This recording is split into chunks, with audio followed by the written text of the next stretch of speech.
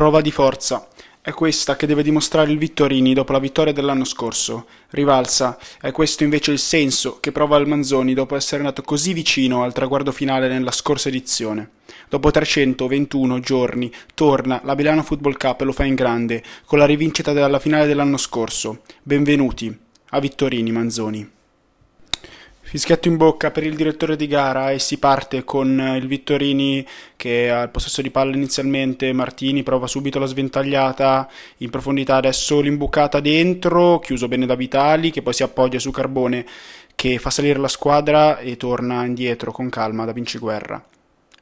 15° minuto, siamo sulla destra, punizione affidata al mancino sapiente di Vitali, cross tagliato, è ottimo, smanaccia Grillo e poi spazza il Vittorini che prova adesso a ripartire. Santamato sbaglia, concede la ripartenza, fallo, potrebbe esserci il giallo, non ammonisce, lo grazie al direttore di gara. Dopo un primo tempo molto povero di emozioni si riparte con le stesse formazioni.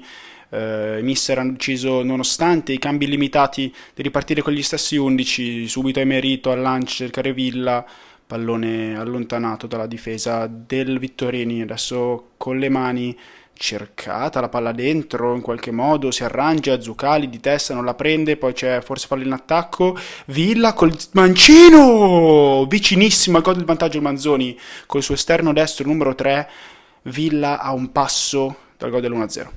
Rivediamo, palla che spiove, arriva a Villa che si coordina in maniera perfetta, mette giù il busto e manda la palla a una spanna dal palo alla destra di Grillo. Rimessa con le mani, se ne incarica Santamato, la sponda di Carbone che favorisce Mannino che va via, fa secchio due giocatori, entra in area, viene spinto da dietro e questa è un'occasione, l'arbitro giudica rimessa dal fondo. Ci sono tanti dubbi però, ricordiamo che dal 2023, da questa edizione della Milano Football Cup, l'arbitro avrà la possibilità di andare a vedere al monitor le sue decisioni e dal replay, mi sembra molto dubbio.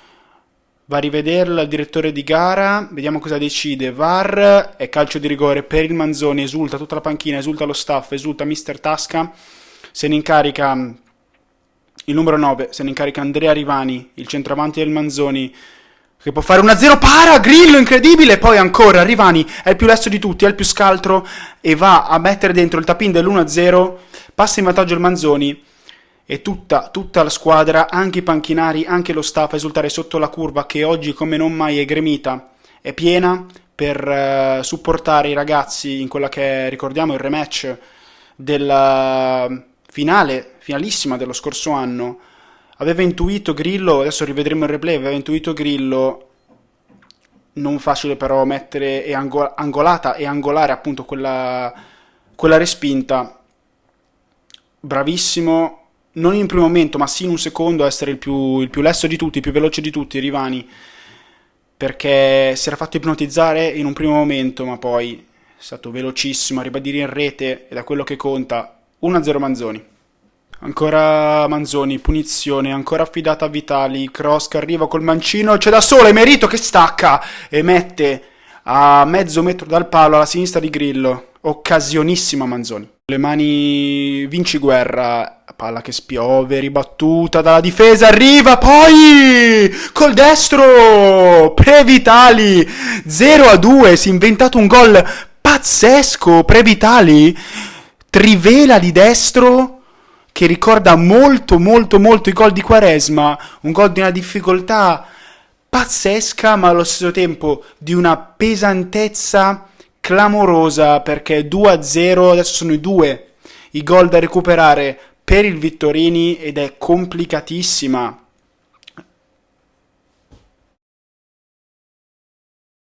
Rivediamo il replay, Vinciguerra, autore di una grande partita, con le mani, palla lunga, chiude Zuccali, ma arriva col destro, Previtali, un golasso di Previtali, trivela a destra che si spegne all'angolino in basso sulla destra di Grillo che non può nulla, 2-0 per il Manzoni.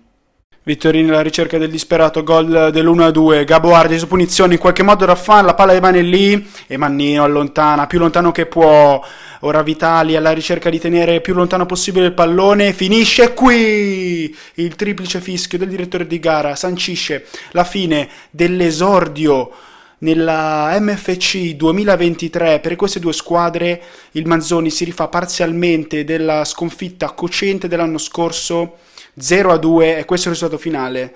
Un saluto e un ringraziamento da Matteo Levi.